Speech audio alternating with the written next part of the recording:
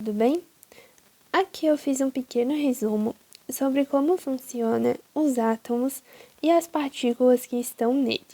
Aqui a gente tem um átomo, como estudamos no ensino médio, tá? É uma representação simplificada, mas em suma, aqui a gente tem um núcleo onde ficam os prótons com carga +1 e os nêutrons com carga nula. E aqui a gente tem a eletrosfera, onde ficam os elétrons com carga -1, tudo bem? As únicas partículas que podem definir alguma carga são os prótons, que têm carga +1, e os elétrons, que têm carga -1. Essa carga é proveniente dos quarks, que existem dentro aqui desses prótons, desses elétrons.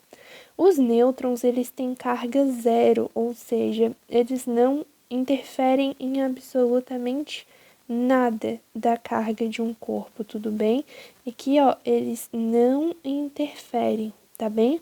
Por quê? Porque a carga deles é zero.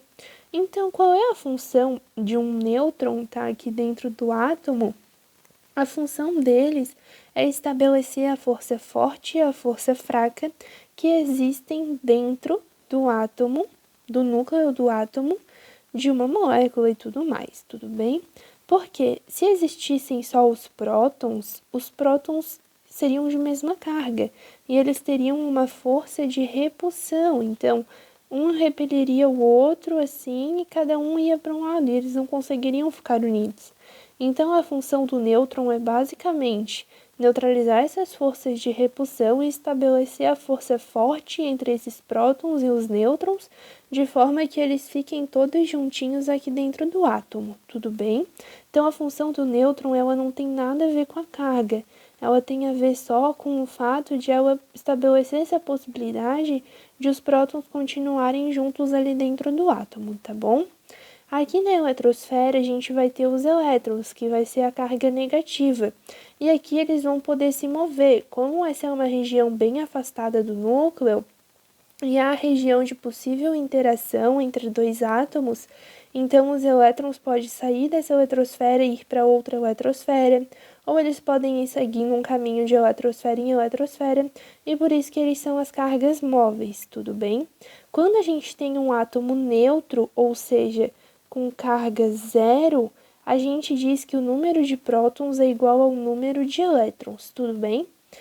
Então, ó, por exemplo, se eu tenho um átomo de sódio, tá? Vamos especular aqui.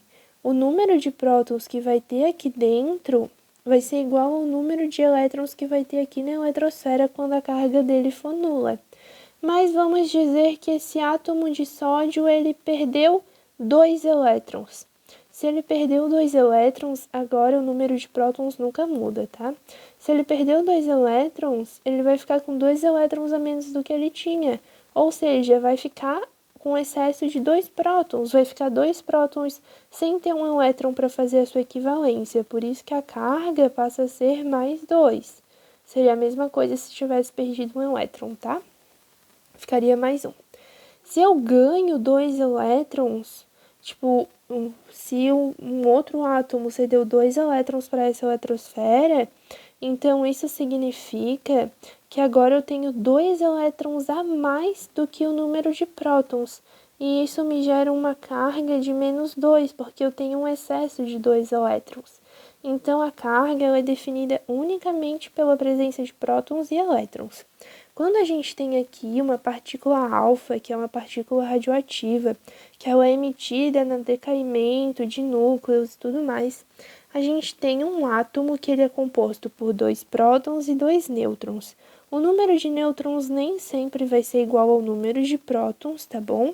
Mas é aquela função que eu te falei, de manter os prótons unidos para eles não se repelirem.